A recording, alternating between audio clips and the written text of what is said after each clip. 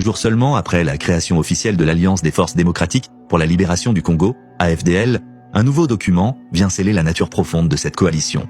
Les accords de l'Emera, signés le 23 octobre 1996 à l'hôtel l'Emera par les camarades fondateurs du mouvement. Article 1er. Il est créé, en ce jour du 23 octobre 1996, une alliance des forces démocratiques pour la libération du Congo, soutenue militairement par les forces combattantes de l'AFDL. Article 2. Le sol et le sous-sol congolais appartiennent à l'alliance. Derrière cette disposition se cache un point crucial. L'AFDL se voit attribuer le contrôle et la gestion des ressources naturelles du Congo. Ce pouvoir économique étendu lie dès lors la conquête militaire à la maîtrise du potentiel minier du pays, consolidant ainsi les intérêts économiques de la coalition et de ses soutiens régionaux. Article 3. L'Alliance devra demeurer une institution de l'État, canalisatrice de l'idéologie de libération. Ce passage traduit la volonté de faire de l'AFDL, non pas un simple mouvement de transition, mais une composante durable du futur appareil d'État, gardienne d'une idéologie révolutionnaire censée incarner le renouveau congolais. Article 4. Prêchant le panafricanisme, l'Alliance s'engage à céder 300 km à l'intérieur du territoire congolais, le long des frontières, afin de sécuriser les voisins ougandais, rwandais et burundais contre toute insurrection rebelle. Cet article,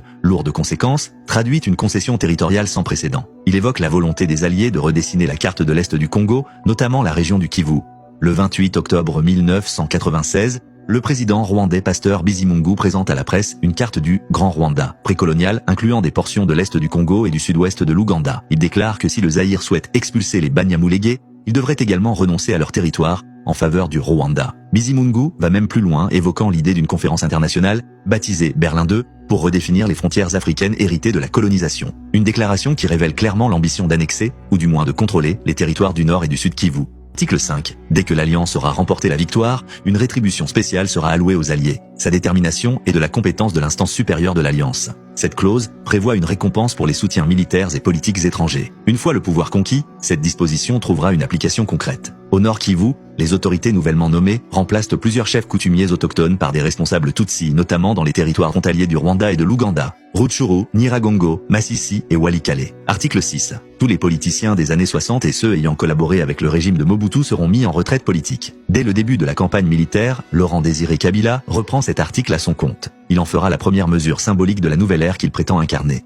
Une rupture totale avec l'ancienne classe politique zaïroise. Article 7. La nationalité congolaise sera accordée collectivement aux camarades Banyamulenge et aux autres populations d'origine rwandaise établies dans le pays avant le 30 juin 1960. Cette disposition visait à régler définitivement la question de la citoyenneté des populations rwandophones installées au Congo, tout en assurant leur intégration politique et administrative dans le futur régime. Article 8. L'anglais et le swahili devront concurrencer le français dans l'espace linguistique du pays. Cet article, plus symbolique, illustre la volonté d'un basculement culturel et diplomatique. Il annonce une ouverture vers l'Est africain anglophone, au détriment de l'héritage francophone porté jusque-là par le Zaïre. De la lecture des accords de l'Emera, il ressort clairement que la guerre menée par l'AFDL n'était pas une véritable guerre de libération nationale, mais une guerre de conquête, servant avant tout les intérêts du Rwanda et de ses alliés régionaux.